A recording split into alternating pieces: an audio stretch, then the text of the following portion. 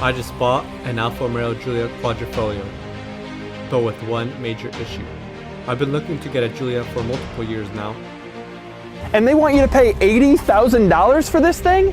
Yes, they do. And it's worth every... At $13,000, the bidding was on. And luckily, this time, it went through. But as you can see, it wasn't the prettiest of them all.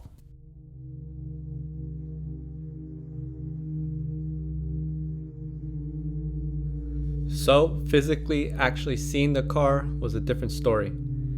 As you can see, the damages were as expected. It had rear quarter damage, it had rear suspension damage. Taking off all the bumpers and side skirts, we really went deeper into looking and diagnosing the car. We were able to remove some of the major components such as the wheel to really see the suspension damage up close.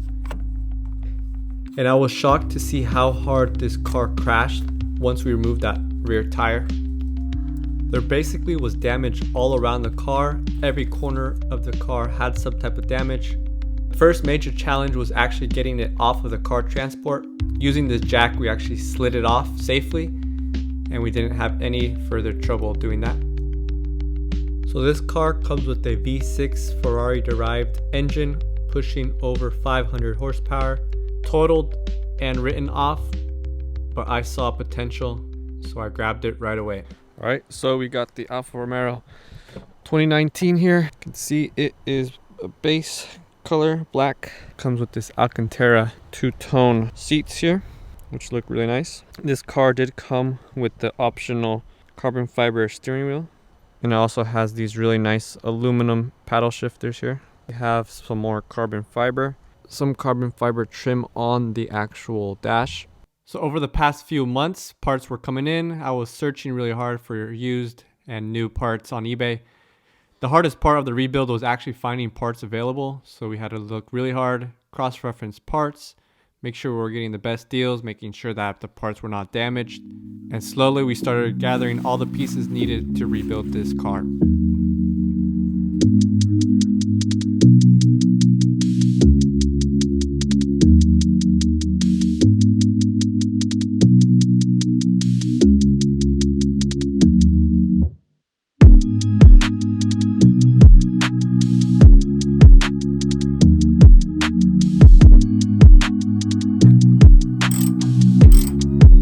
Almost everything on the suspension had to be replaced, including hoses, brake lines, brake calipers, big and small.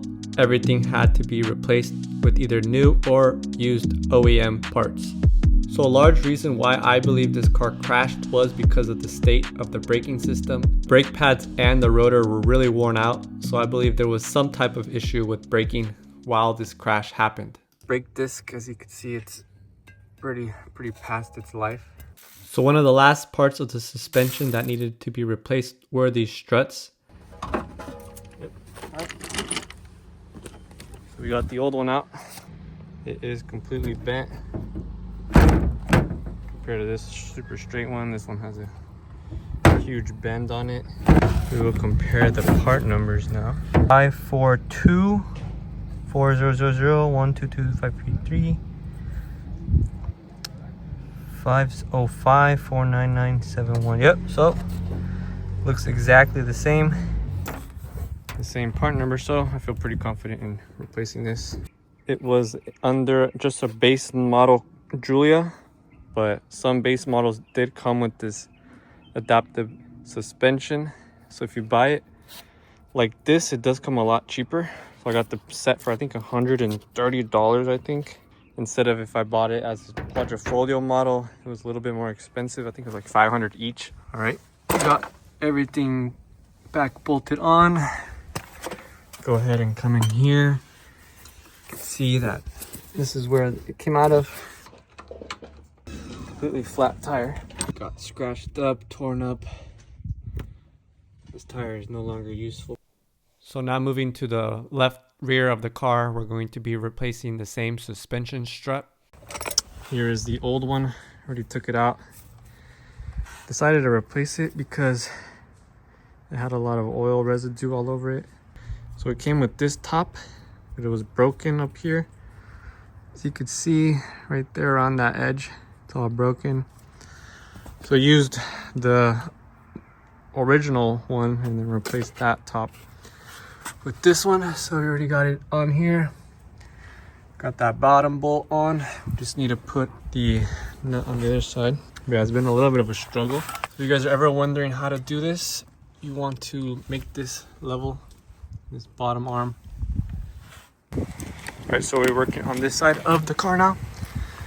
Already went ahead and removed this lower tie end rod. Went right there. And it connects to this. We're replacing this. As you can see, it's all bent. We're going to be replacing with these two new pieces here.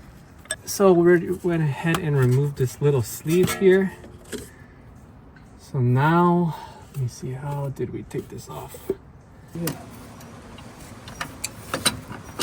So that was pretty much it for the driver's side. Now moving on to the passenger side, one of the areas that was unexpected for me was to repair this radiator.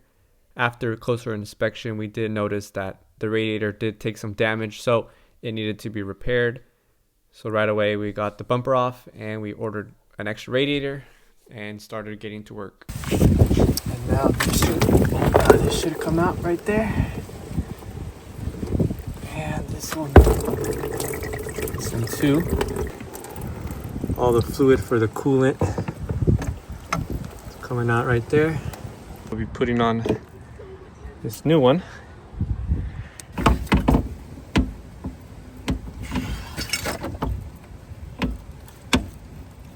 Push that pin in to secure it.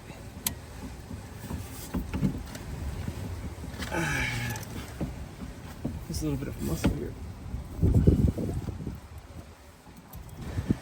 There you go.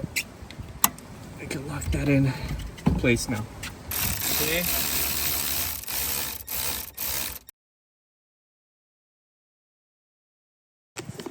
I went ahead and put on the original air funnels there. Looking good on both sides now. This one, you guys can see, it's not completely round. Like it got flattened out on that rear side. Repair, so go ahead and order this on eBay. It's a new used rim. Comes with the VIN number and the year. It's pretty much almost the same year. But they were asking $800 for it. I was able to get him to bring it down to $500 just because, you know, it has all these scratches. All season Michelin Pilot Sport 3. So we'll get those on the rear. We went ahead and went to American Tire so that way they can place all these new tires. 285/30 19s. We have a 245/35 19. So these are offset. The ones on the rear are much wider than the front ones.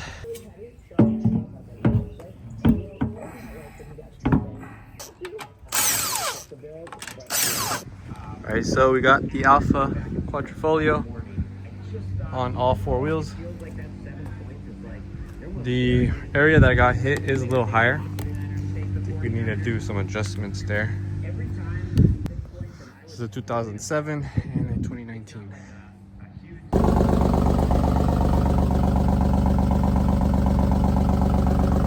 Alright, so we are working on the Giulia bumper.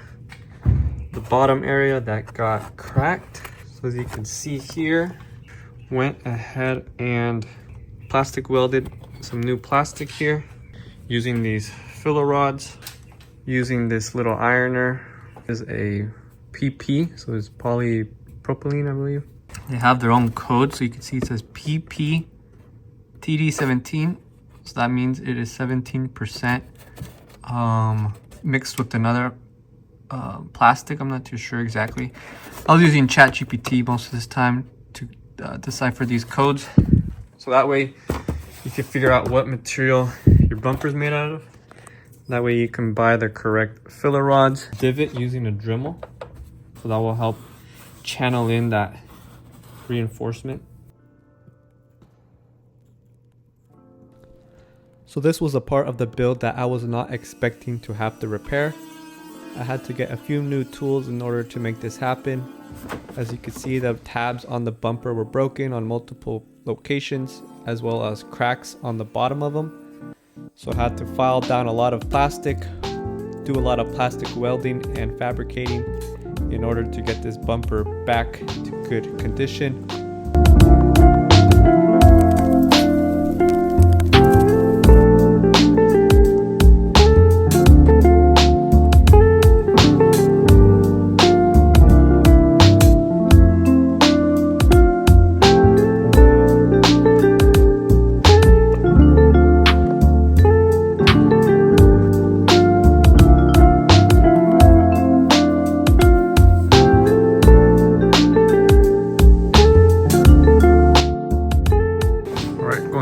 Be fixing this spoiler lower valence.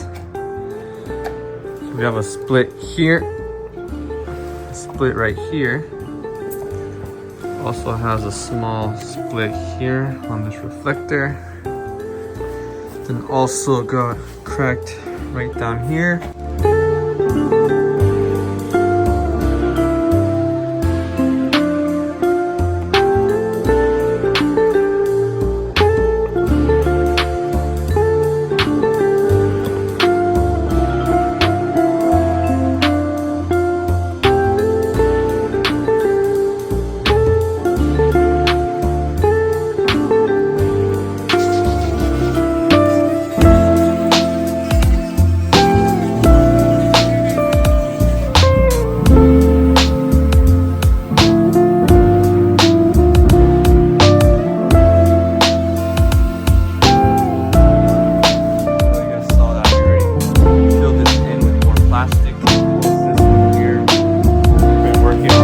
This one down, so this is pretty much in a good shape. You can see we've already put a first layer of Bondo after repairing the actual plastic. So we're gonna go ahead and sand this next. Sand this bottom area too, and sand this little area as well. I think this top part came out really good though. Really like how this one came out. This bottom part will be the exhaust pipes cover up a little bit of that, so it should be okay there.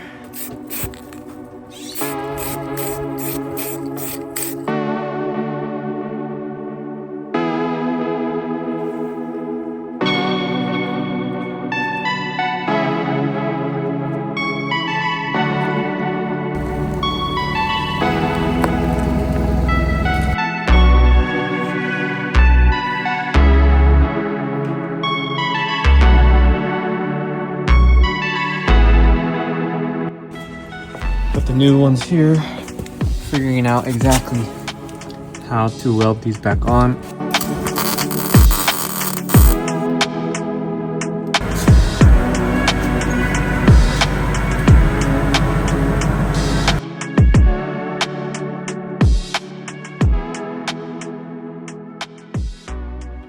So the final part of this rebuild was replacing all the disc brakes and disc pads on the car. So when you remove the old disc brakes, it's important to sand off these hubs. Using a 220 grit sandpaper, you can remove all the rust from this wheel hub. This is done so that the new disc brake can sit on it flat.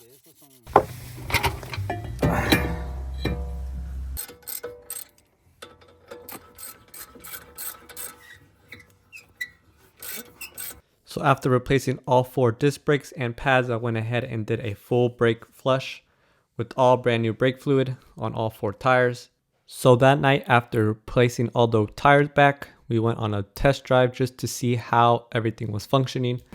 So the car is currently in limp mode. As we can see, we have traction control off, ABS sensor on. The car does not go past 3,000 RPM. So what we are thinking, after we plugged in the scan tool, I saw that the rear right wheel speed sensor was actually sensing an error. So I think there's definitely something wrong with the way we maybe reinstalled that rear hub. Check out that sensor, see if it's dirty, and go from there. We'll be able to clear out the codes and get this car back running proper. Picked up the Alfa Romeo rear sensor. It is made in Hungary. We got all of the Urises outside. Got also another Quadrifoglio This is the San Francisco exotic car dealer parts. I'm gonna head out now and install it. All right, so went ahead and took off the old sensor. As you can see, it got shaved off a little bit right here. This is the new one. I'm going to be using the Autel car scanner.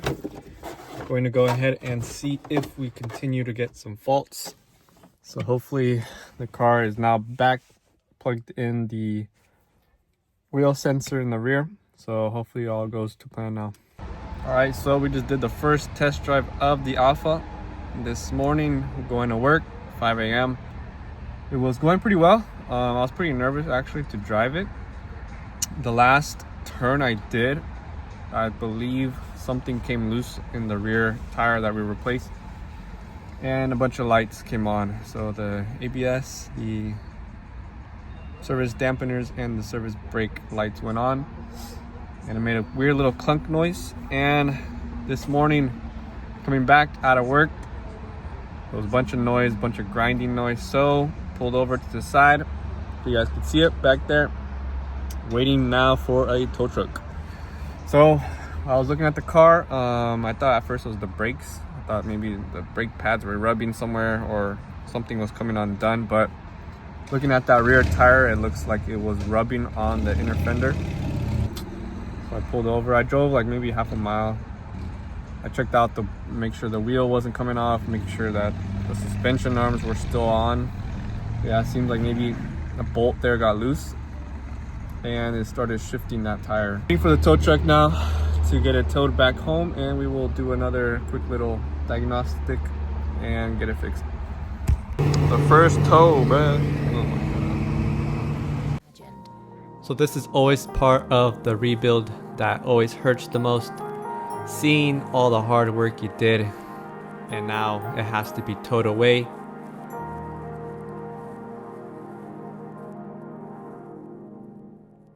So back at home after a few weeks, the parts that I ordered came in.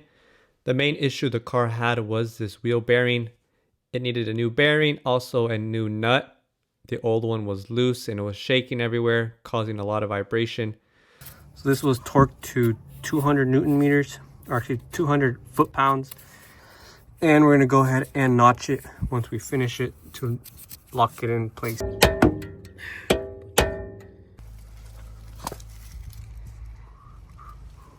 The wheels align, so all the wheels and everything are straight. We got the smog pass as well, so we're gonna go for the test drive to get its wheels warmed up.